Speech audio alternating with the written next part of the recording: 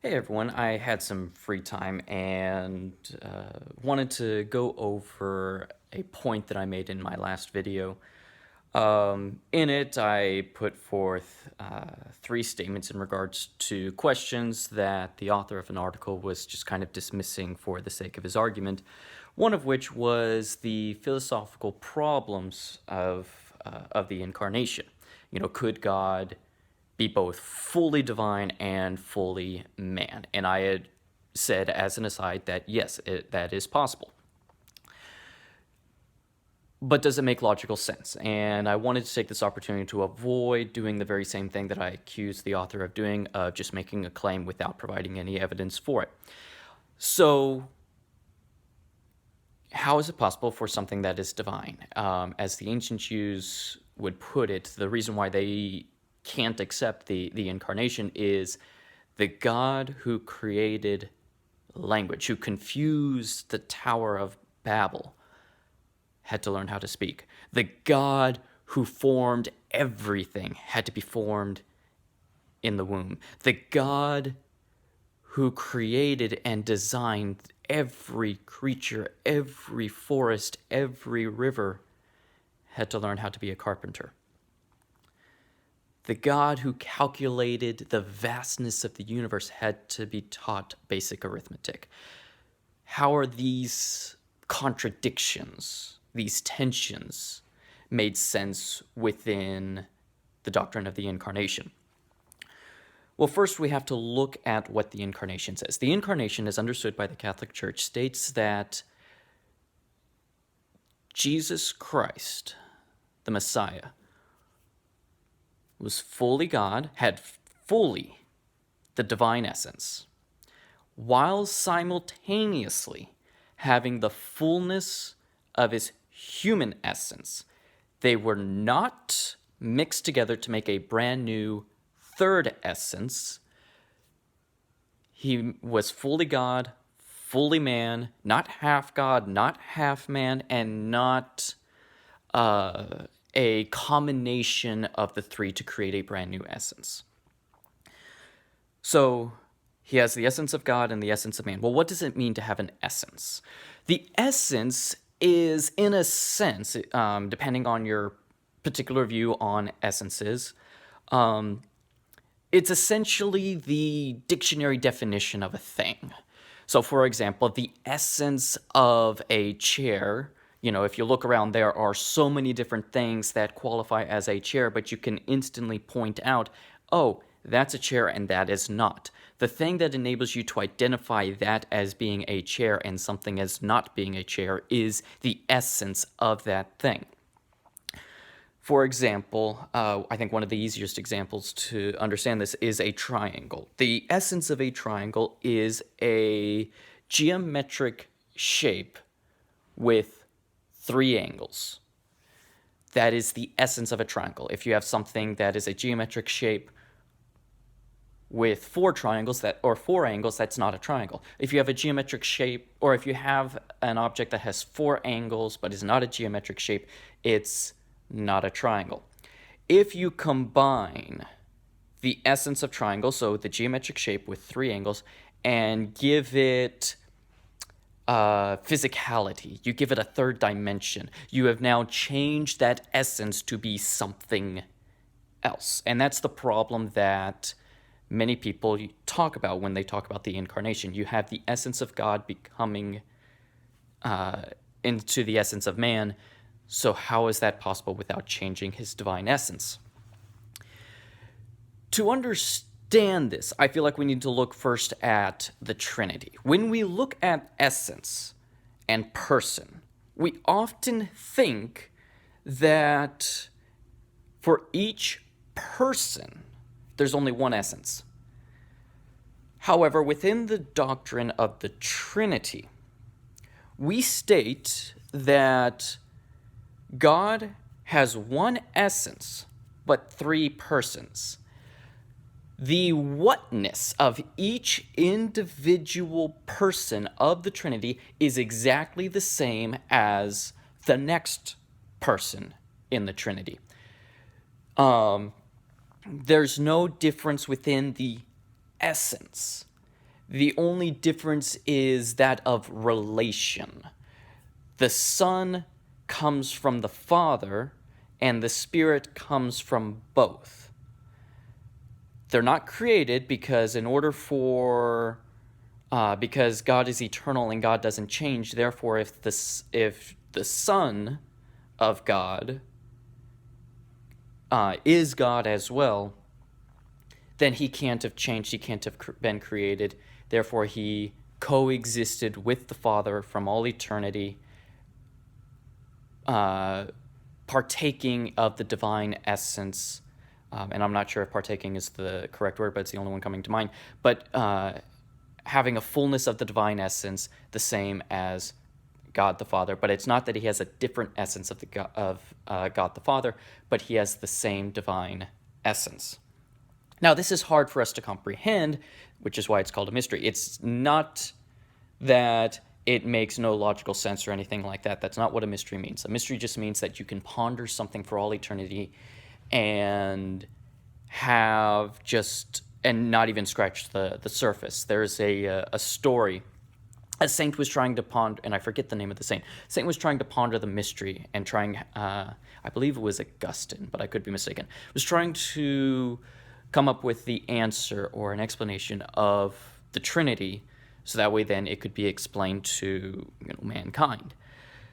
He's walking along a beach and he's pondering it, and he comes across a child who's filled a hole in the sand, and he runs out to the ocean with his bucket, fills up the bucket, dumps it into the hole, then rushes back out into the ocean, gets another bucket, dumps it into the hole, and this repeats for a while.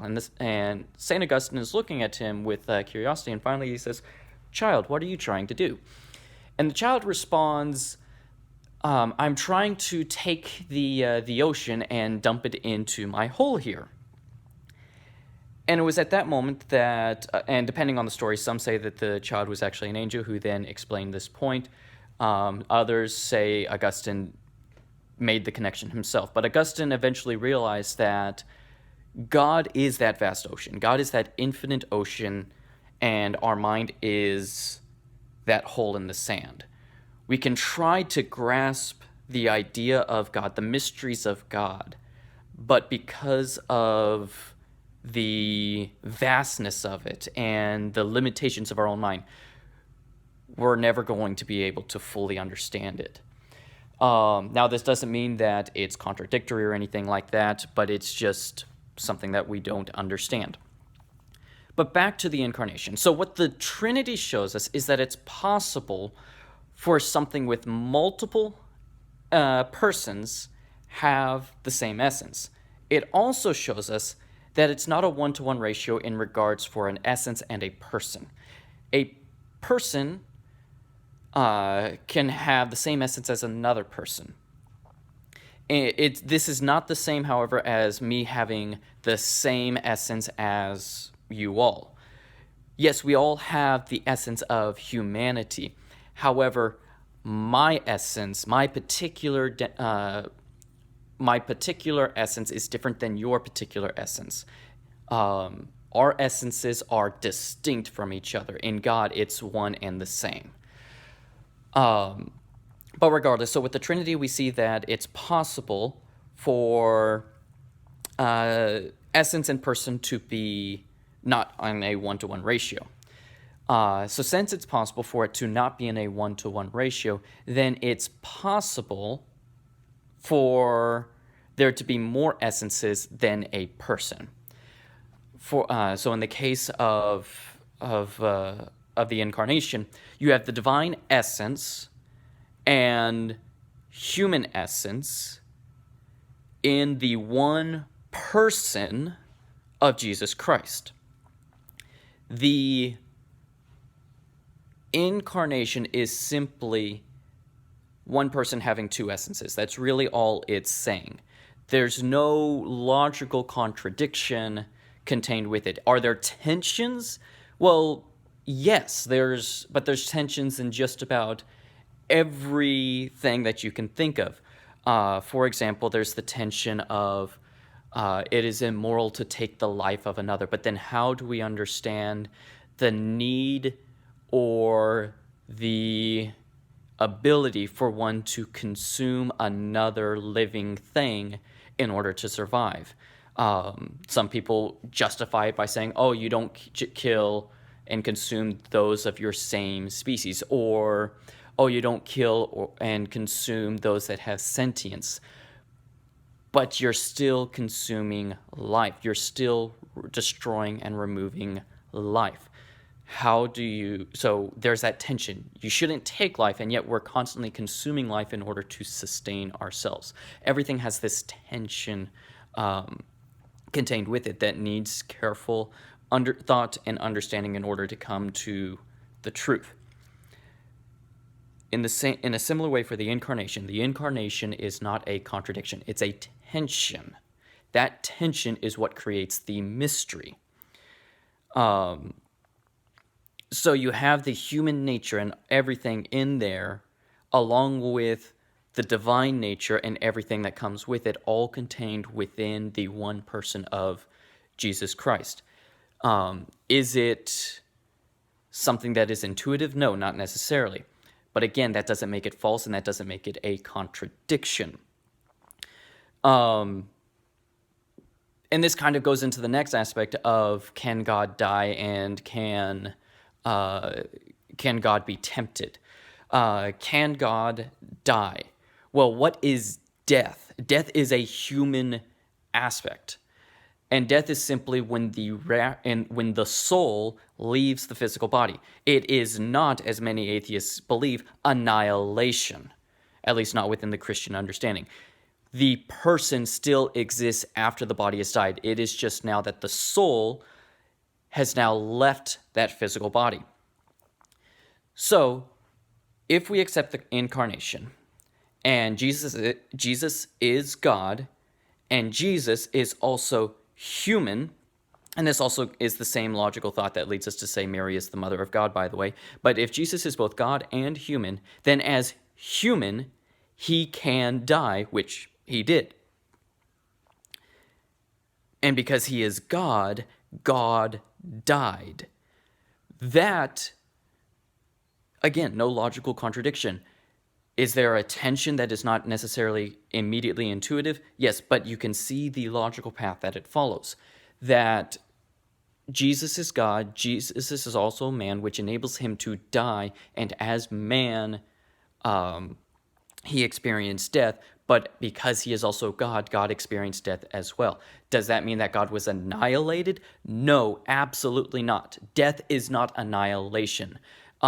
Which is a common mistake that many atheists make when they are trying to argue aspects about Christianity and the idea of death. Death is not annihilation, so it is possible for something that cannot be annihilated to die, because death is not annihilation. It is simply the separation of the physical body from the soul, a spiritual aspect.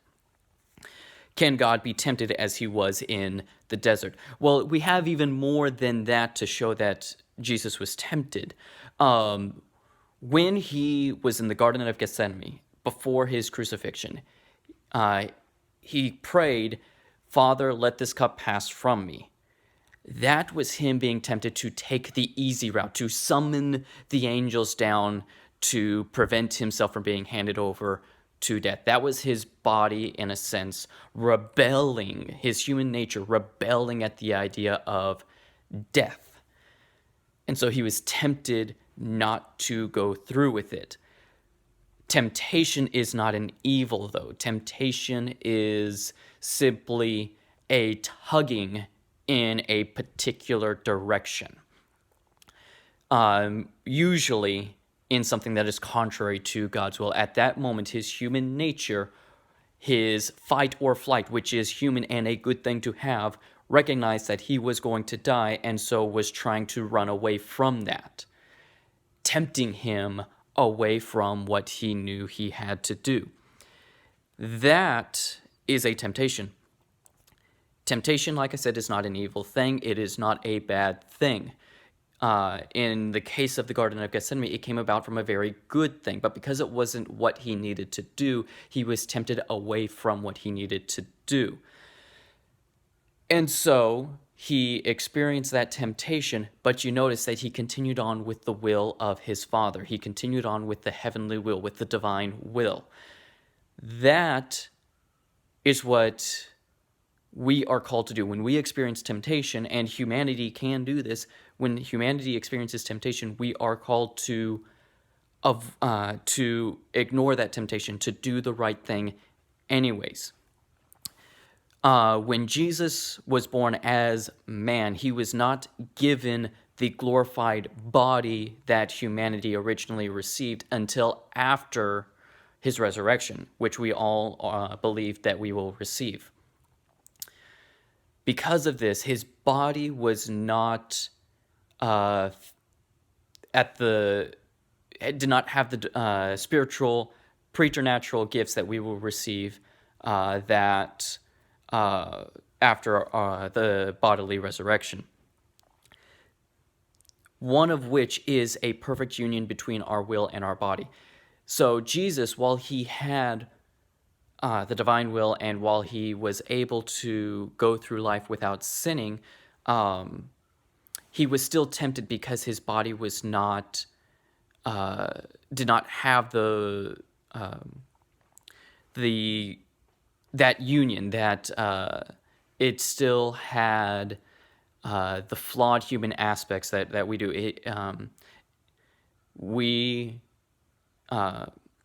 He still experienced hunger. He still experienced suffering. He still experienced all of these things that we experience as a result of the fall. One of which is temptation, the bodily temptation, the body rebelling against what's supposed to happen. Let's take gluttony as an example. Eating is a good thing. Eating sustains you. However, due to the fall, the body now wants to constantly consume, and take in more than what is needed. And it is up to us to choose to eat properly, to eat healthily. These types of temptations are simply a natural result of the fall of man. And Jesus, when he was incarnated, received the same body that we currently have. Thus, he still experienced those same physical temptations that we experience. If you notice, the temptations that he received in the desert were all done to affect bodily desires. The first one was hunger, affected his desire for hunger. The second one was the desire for power, for strength, for control. The last one was kind of in a similar thing. Again, power, strength, and control and dominance. These are all physical things because they're tied to physical desires, physical needs. Or even you can even argue that the third one was a temptation for freedom from suffering, because the angels would come and protect him from the suffering. But this is all, again, not a contradiction. It's a tension. And just because something has a tension does not mean that it is a contradiction. So is there a tension between two essences of a divine and a human in one person? Yes, there is that tension, but it's not a contradiction. Is there a tension between God, who is eternal, experiencing death? Yes, there is that tension, but again, not a contradiction. Is there a tension between all that is holy experiencing temptation to do that which is not holy? Yes, there is that tension, but again, not a contradiction. If you notice, all of these tensions are coming about because of the human nature, not because of anything contained within the divine essence.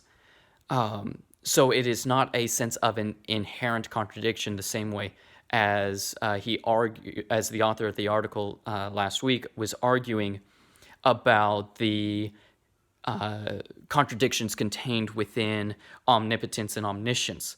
This is a tension between two separate things that intuitively shouldn't be together, but yet here they are. They are together.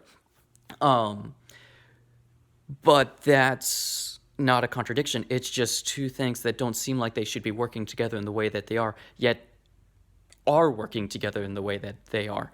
I guess there was a video by Because Science that was explaining about how light particles work in the realm of quantum mechanics. And intuitively, we think that when the light hits a mirror, it bounces right back at the same angle into our eyes. But I think he was saying it's either a theory or a hypothesis that when light hits a mirror, due to quantum mechanics, it bounces across and takes all these paths all the way to the infinite edges of space before it takes the path directly to your eye. It's taking all of those paths are now a possible path for it, but then once you've observed that light particle, once it hits your eye, it is now taking that path and not any of the other possible paths it could have taken. And I could be completely misunderstanding it, but like I said, it's a video on from Because Science. But that's a tension. That's not intuitive. That's not what we would logically think, but it is the way that reality is. It's the same thing for these truths that I've just shared today, that God was incarnated as one person having two essences. That's not a contradiction. That is a tension between two aspects that make up truth. And truth, if you really look at it, truth is filled with all of these tensions. Just look around at physics, at chemistry, all of these different things. I just watched a thing on water. Water behaves contrary to any other chemical agent that baffles chemists. Chemists understand the attributes and properties of water, but according to the laws of chemistry as we currently understand them, for example, water at its natural temperature should actually be a gas, not a liquid. And unlike other chemicals, when they become a solid, it's actually less dense than when it's a liquid, which causes the ice to float. So water has all of these tensions. Well, the law applies to everything equally. The laws of reality apply to everything equally. So what is the tension? Why is there that tension between water and the other chemical agents? What's the truth that encompasses both of those aspects? In a similar way, you have Jesus Christ, who is one person and yet has two essences, the divine and the human. I'm going to go ahead and end this now because, again, I'm rambling, but I just wanted to take this time to go over why it's not a contradiction. Is it a tension? Yes, absolutely, but again, tension is not a contradiction. Thank you.